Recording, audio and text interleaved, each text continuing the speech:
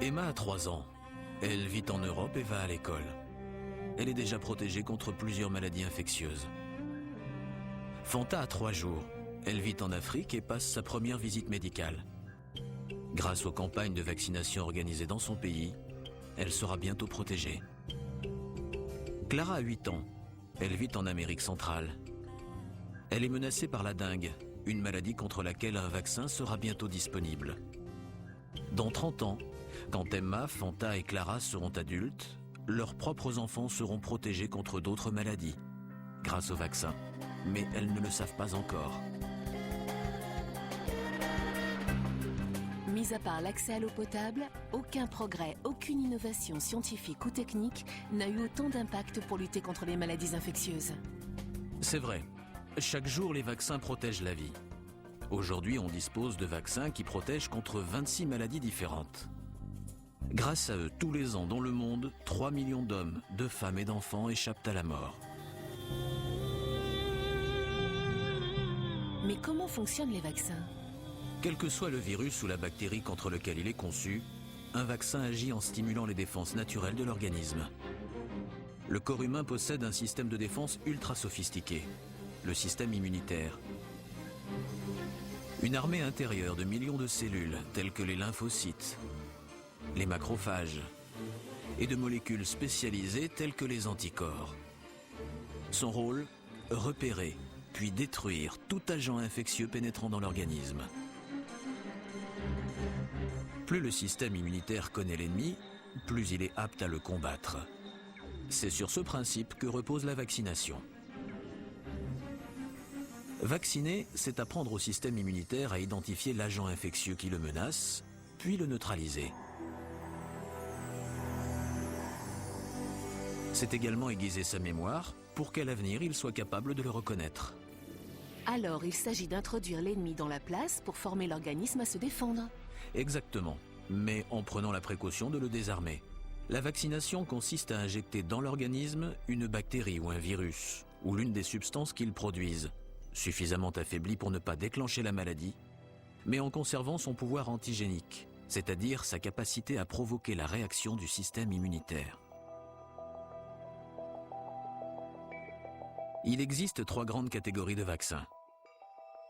Les vaccins vivants atténués sont constitués de micro-organismes vivants, mais atténués. C'est le cas par exemple du vaccin contre la polio par voie orale, de la rougeole, de la rubéole, des oreillons ou de la fièvre jaune. Les vaccins inactivés sont des vaccins élaborés à partir de micro-organismes qui sont inactivés, autrement dit tués, pendant la fabrication, comme dans le cas du vaccin contre la grippe ou de la coqueluche par exemple.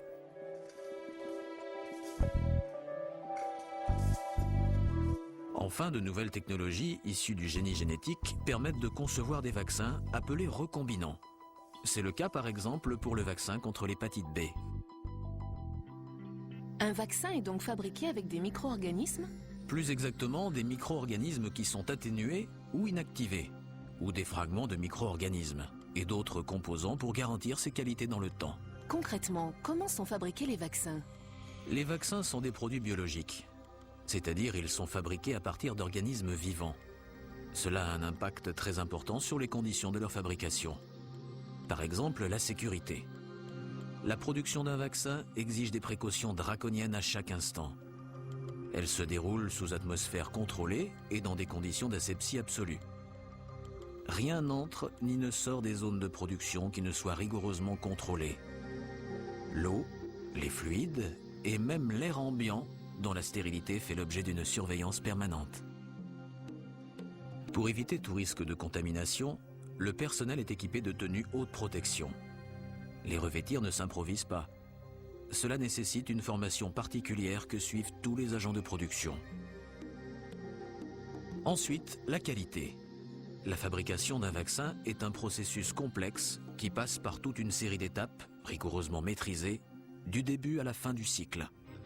Les contrôles sont permanents Ils ont lieu tout au long de la chaîne de production pour s'assurer de la qualité irréprochable des matières premières, des équipements, mais aussi des procédés de fabrication et, bien sûr, des produits finis.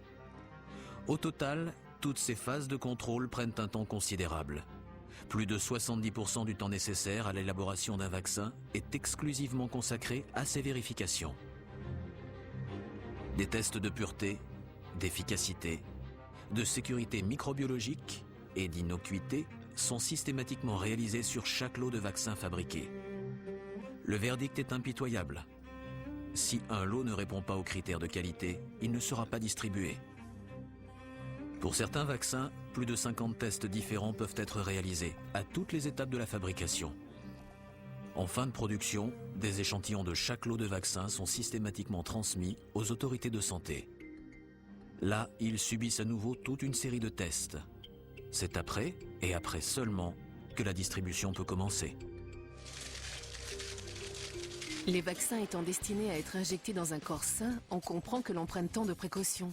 Je n'imaginais pas que leur fabrication était si complexe. De plus, elle est très longue. En tenant compte de toutes les étapes de contrôle, il faut de 6 à 22 mois pour produire un vaccin. Par exemple, 6 mois dans le cas du vaccin contre la grippe et 22 mois pour le vaccin contre la polio. Comment se déroule la production ? Tout commence avec la culture des virus ou la fermentation des bactéries. L'objectif est de faire proliférer d'infimes doses de ces micro-organismes pour récolter au final de très grandes quantités. À partir de quelques millimètres cubes de solution de micro-organismes, on parvient à produire suffisamment de virus ou de bactéries pour élaborer des millions de doses de vaccins. Pour se multiplier, chaque micro-organisme a besoin de conditions particulières. Les bactéries savent se reproduire toutes seules. Elles doivent être placées dans un milieu propice et rigoureusement contrôlées pour se multiplier. Les virus, en revanche, se reproduisent en parasitant des cellules vivantes. Il faut donc commencer par cultiver ces cellules en grande quantité avant d'y introduire les virus pour qu'à leur tour, ils se multiplient. Les milieux dans lesquels sont cultivés les micro-organismes sont complexes. Ils contiennent parfois jusqu'à 30 composants différents. Une multitude de paramètres doit être prise en compte. La température, le pH, le taux d'oxygène, la stérilité, l'homogénéité. Tout a son importance. La moindre variation du milieu de culture peut compromettre le résultat. Selon les vaccins, la culture prend de 2 jours à 3 mois. Les produits récoltés sont ensuite purifiés de manière à éliminer toute trace du milieu de culture et toutes les autres impuretés. Puis les opérations d'inactivation démarrent. C'est une étape très délicate, mais cruciale. Elle vise à débarrasser les germes de leur dangerosité, tout en préservant leur capacité à déclencher la réponse immunitaire. On obtient alors le cœur même du vaccin, une valence antigénique. C'est cette valence qui protège l'organisme. Tout à fait. Quand un vaccin protège contre une seule maladie, on parle alors de vaccin monovalent. Il est également possible de combiner les valences entre elles, pour agir contre plusieurs agents infectieux en même temps. C'est une véritable prouesse scientifique et technologique. Il faut s'assurer que chaque valence conserve son efficacité, sans interférer avec les autres. Un mélange délicat, précis, qui pour être parfait demande des années et des années de recherche. Aujourd'hui, on arrive à associer plusieurs valences pour protéger contre jusqu'à 6 maladies dans un même vaccin. Que se passe-t-il une fois obtenue cette valence antigénique ? On ajoute alors des stabilisants et dans certains cas un conservateur en quantité infime mais suffisante pour garantir la stabilité, le pouvoir protecteur et l'efficacité du vaccin. Et parfois un adjuvant pour renforcer la réponse immunitaire. L'étape suivante consiste à répartir le vaccin en seringues ou en flacons. Certains vaccins, comme les vaccins contre la rougeole, la rage et la fièvre jaune, sont instables sous forme liquide. Ils sont stabilisés grâce à une étape supplémentaire de lyophilisation. Cela consiste à déshydrater, sous vide et à très basse température, le vaccin congelé. Le produit se présente alors sous forme de poudre qui sera réhydratée ou reconstituée avec un diluant au moment d'être administré. Une fois la répartition terminée, chaque seringue, chaque flacon est systématiquement inspecté. On vérifie la qualité du contenant comme celle du contenu.